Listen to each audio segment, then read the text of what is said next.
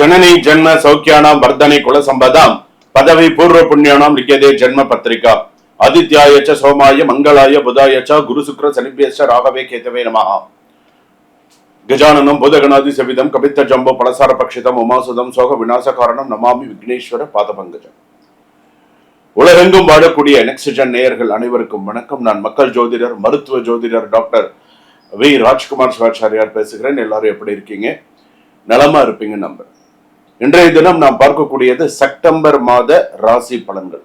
இந்த காணொளியில் பார்க்கக்கூடிய ஒவ்வொரு ராசிக்கும் நிறைய விஷயங்கள் சொல்லியிருப்பேன். எந்த எழுத்துக்களால் ஆரம்பிக்கக்கூடியவர்களால் பிரச்சனை எல்லாம் வரும் அப்படிங்கிற நிறைய விஷயங்கள் இதெல்லாம் நான் சொல்லியிருக்கேன். செப்டம்பர் மாத ராசி பலன்கள் ஃபுல்லா பாருங்க. உங்களுக்கு எப்படி இருக்கு அப்படிங்கிறதையும் நீங்க கமெண்ட் பண்ணுங்க.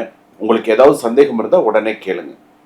அதே போல உங்களுடைய ராசி அப்படின்னு சொல்லும்போது செப்டம்பர் மாசத்துல எந்த கிரக நிலைகள் அடிப்படையில நம்ம இந்த ராசி பலன்களை நம்ம சொல்றோம்னா, கோச்சார ரீதியாக 1/9/2026 வந்து பாத்தீங்க அப்படின்னு சொன்னா மேஷத்துல சந்திரன், அதே போல மிதுனத்துல செவ்வாய், அதே போல கடகத்துல குரு உச்சமாகிறார், சிம்மத்துல சூரியன் புதன் கேது, கன்னியில ஜாதகத்துல சுக்கிரன், அதே போல கும்பத்துல ராகு, அதே போல மீனத்துல சனி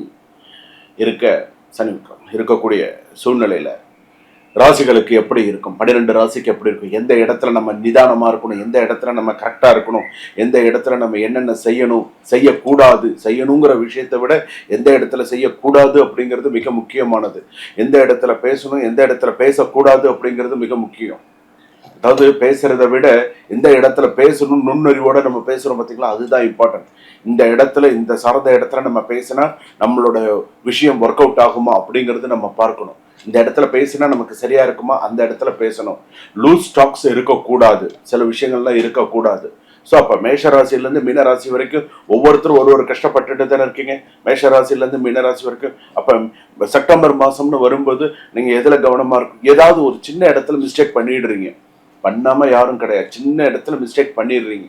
அது சில பேருக்கு பெருசாக தலையில் வந்து விழுந்துடுறது, சில பேருக்கு ஏதோ சமாளிச்சிடுறாங்க, அவ்வளவுதான். அப்போ நம்ம கவனமாக இருக்க வேண்டும்ங்கிறத நம்ம தெரிஞ்சுக்கிறோம். பொது ராசி பலன்கள்ல கணவன் மனைவி, சில பேருக்கு வந்து சின்ன பேச்சுவார்த்தை பெரிய விவாகரத்தா மாறிடுறது, குழந்தைகள் நல்லா படிச்சுட்டு இருப்பாங்க, திடீர்னு படிப்புல ஒரு தடங்கள் வருது, அரசியல் ரீதியா இருப்பவர்களுக்கு நிறைய, ஏன் இந்த வருஷத்துல நிறைய தோல்விகள் நிறைய வருது.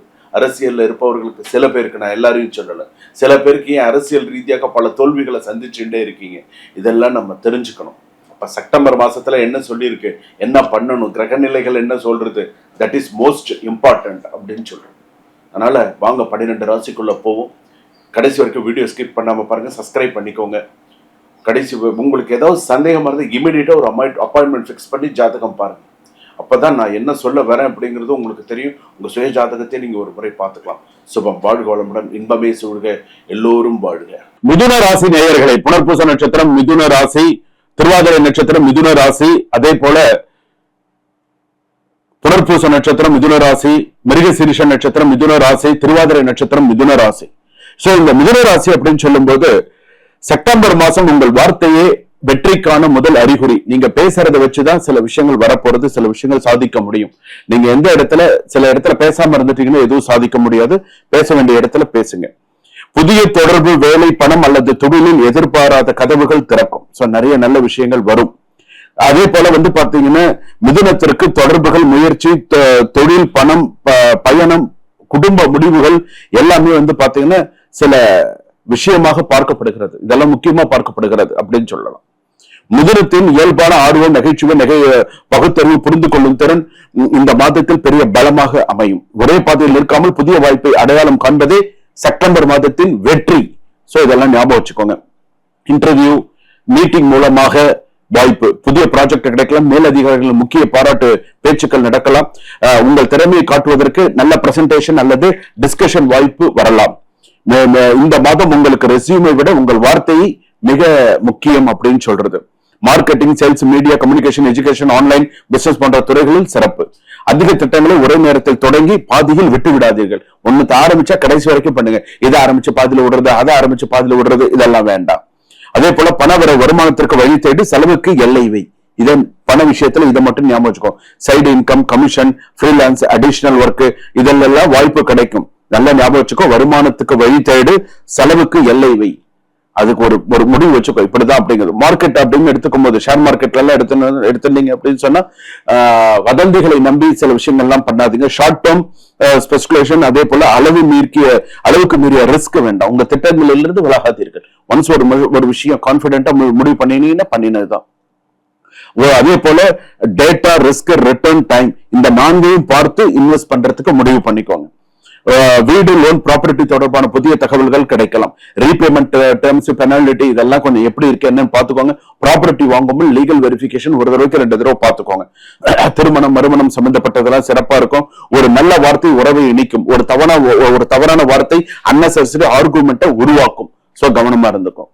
குடும்ப பிரச்சனையில் நடுவர் போன்று செயல்படுவது சில விஷயங்களை பாதிக்கும். நான் நடுவாந்திரமா இருந்து நான் சில செய்யறேன், நான் அப்படி பண்றேன் இப்படி பண்றேன் பண்ணாத. உனக்கு என்ன பண்ணணும்னு தோன்றது அதை மட்டும் கரெக்டா பண்ணு.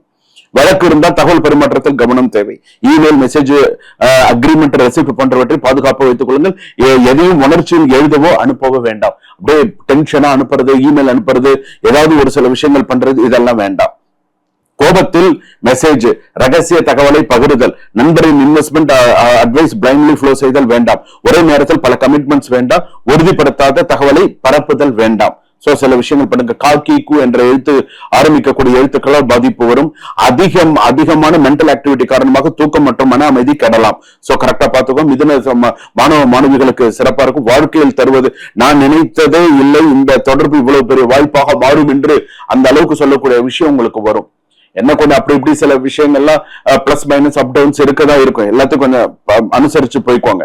அதே போல லக்கி நம்பர் 5 அதிர்ஷ்ட கிழமை புதன்கிழமை 5/14/23 அதிர்ஷ்ட தேதி. அதே போல வடக்கு திசை அதிர்ஷ்டமா இருக்கும். பச்சை நிறம் நல்லவா இருக்கும்.